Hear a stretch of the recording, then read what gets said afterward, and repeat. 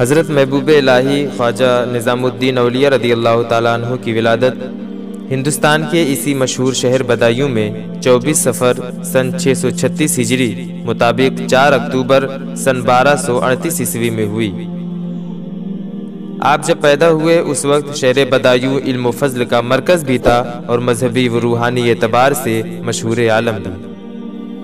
وہاں کے علماء و فضلاء عالمی سطح پر قدر و منزلت کی نگاہ سے دیکھے جاتے تھے، اور یہ شہر بدایوں قبۃ الاسلام کے نام جانا جاتا تھا۔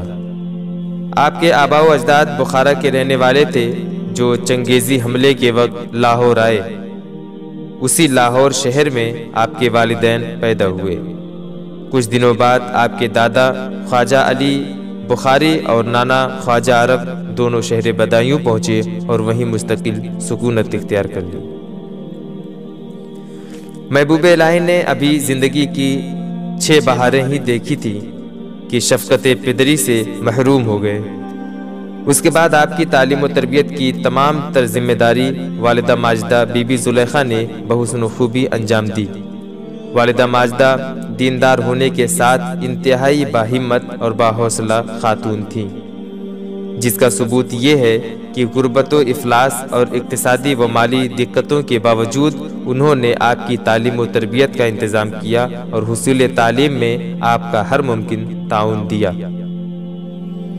محبوب الہی کی ابتدائی تعلیم بدایوں میں ہوئی، مثلاً وہاں آپ نے ناظرہ قرآن کریم اور صرف و نحو کی ابتدائی کتابیں پڑھیں اور مولانا علاء الدین اصولی سے قدوری کا درس لیا۔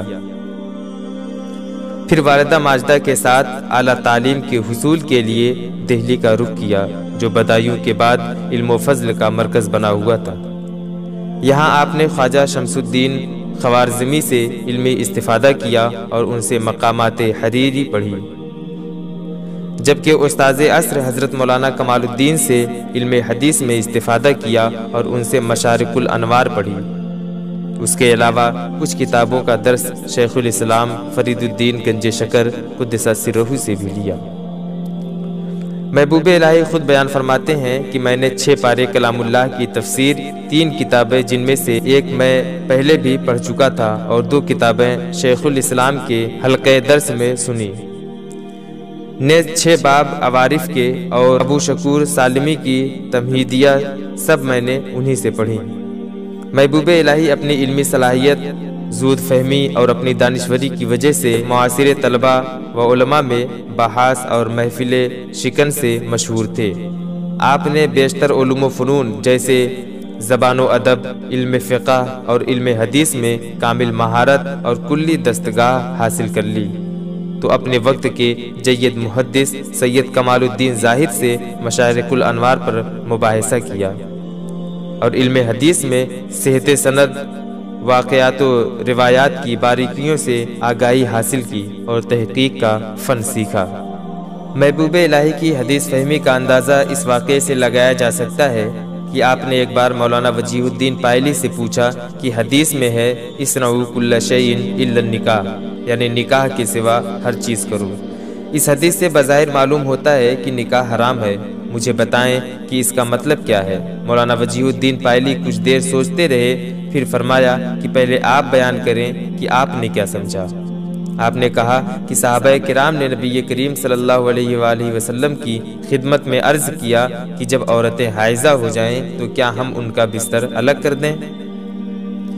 اس پر نبی کریم صلی اللہ علیہ وسلم نے فرمایا اصنعوا کل شیء الا النکاح، یعنی آپ کے اس ارشاد کا مطلب یہ ہے کہ کمر کے نیچے حصے میں تصرف نہ کرو، ہاں اوپری حصے میں تصرف کر سکتے ہو۔ محبوب الہی فرماتے ہیں کہ جب میری عمر 10 یا 12 سال تھی، اس وقت ابو بکر قوال نامی ایک شخص میرے استاد کے پاس آیا اور شیخ بہاؤالدین زکریا ملتانی کے فضائل و مناقب بیان کرنے لگا۔ اس کے بعد شیخ فرید الدین گنج شکر کے اوصاف و محامد بیان کرنا شروع کیا۔ یہ سن کر شیخ فرید الدین گنج شکر کی محبت و عقیدت میرے دل میں گھر کر گئی، یہاں تک کہ ہر نماز کے بعد ان کے نام کا وظیفہ میرا معمول بن گیا۔ لیکن لاکھ کوشش کے بعد بھی بابا فرید سے ملاقات کی کوئی سبیل نہ نکل رہی تھی، کیونکہ ایک تو والدہ ماجدہ ضعیفی کے عالم میں تھیں اور دوسرا یہ کہ بہن اور ان کے بچوں کی دیکھ بھال کی ذمہ داری بھی آپ کے سر تھی۔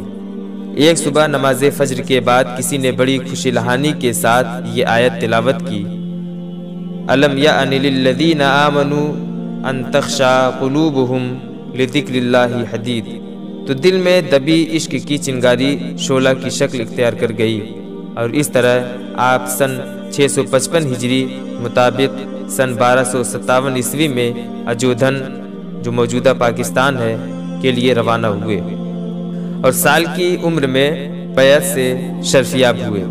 پھر 24 سال کی عمر میں یعنی بیعت کے ٹھیک 4 سال بعد سن 659 ہجری مطابق سن 1261 عیسوی میں سند خلافت سے بھی نوازے گئے۔ بیعت کے بعد محبوب الہی دہلی واپس آ گئے اور اپنی معاشی ضرورت پوری کرنے کے لیے درس و تدریس کا مشغلہ اختیار فرمایا۔ آپ کے شاگردوں میں امیر خسرو، امیر حسن سجزی اور قطب الدین منور مشہور ہیں، جنہیں آپ نے تعلیم و تربیت بھی دی اور پھر اپنی مریدی میں بھی داخل کر لیا۔ مزید آپ کے درس و تدریس میں مصروف ہونے کی تعداد اس سے بھی معلوم ہوتا ہے کہ جب شیخ گنج شکر سے اجازت و خلافت مل گئی تو آپ نے اپنے شیخ سے پوچھا، میرا شغل درس و تدریس ہے، اس کو جاری رکھوں یا ترک کر دوں؟ یہ سن کر شیخ الاسلام گنج شکر نے فرمایا کہ درویش کے لیے علم بہت ضروری ہے، تم تعلیم دینے کا شغل جاری رکھو، اس کے بعد جو چیز غالب آ جائے گی اس کی وجہ سے مغلوب چیز خود بخود ترک ہو جائے گی۔ چنانچہ ایسا ہی ہوا کہ جب معتقدین و مریدین کا ہجوم بڑھنے لگا اور مجاہدات کی کثرت ہونے لگی تو تعلیم و تعلم کا مشغلہ بھی خود بخود بند ہوتا چلا گیا۔ محبوب الہی کے مریدین میں امیر و غریب، محتاج و نادار، وزیر و کوتوال اور شاہ و گدا ہر طرح کے لوگ شامل تھے، اس لیے آپ کے مریدین کا شمار یہ ایک مشکل امر ہے۔ البتہ کچھ تذکرہ نگاروں نے تقریباً 54 مشہور نامور مریدین و خلفاء کا ذکر کیا ہے۔ ان میں سے چند منتخب مریدین و خلفاء کے اسماء یہاں بھی ذکر کیے دیتا ہوں۔ ایک تو شیخ نصیر الدین محمود چراغ دہلی، دوسرے امیر خسرو، تیسرے امیر حسن سجزی، چوتھے سید رفیع الدین ہارون، پانچویں سید حسین کرمانی، چھٹویں خواجہ سید محمد امام، ساتویں شیخ قطب الدین منور، آٹھویں مولانا حسام الدین ملتانی، نویں مولانا فخر الدین زرادی، 10ویں مولانا علاء الدین نیلی، 11ویں مولانا برہان الدین غریب، 12ویں مولانا وجیہ الدین یوسف، 13ویں مولانا سراج الدین عثمان معروف با اخی سراج، 14ویں مولانا شمس الدین یحییٰ وغیرہ۔ محبوب الہی نے 2 شاہی خاندانوں کا عہد پایا، ایک غلام حکمرانی کا عہد جس میں آپ کی ابتدائی ایام بسر ہوئے، اور دوسرا خلجی حکومت جس میں آپ فضل و کمال کے اعلیٰ مقام پر فائز تھے۔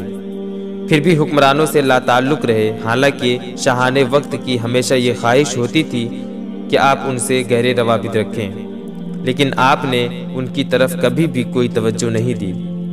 ایک دفعہ بادشاہ نے امتحان کے ارادے سے چند سوال لکھ کر اپنے بڑے بیٹے خضر خاں کے ذریعے محبوب الہی کی خدمت میں بھیجا اور ان سے جواب کا طلبگار ہوا۔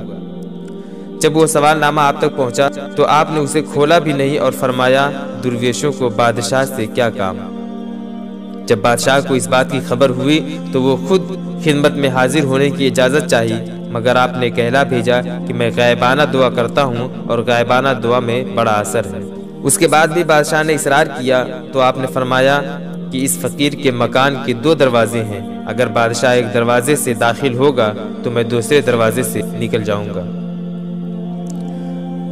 محبوب الہی کی خدمت میں کثرت سے تحفے تحائف آتے تھے، مگر ان میں سے کچھ بھی بچا کر نہیں رکھتے تھے، بلکہ سب ضرورت مندوں میں تقسیم کروا دیا کرتے تھے۔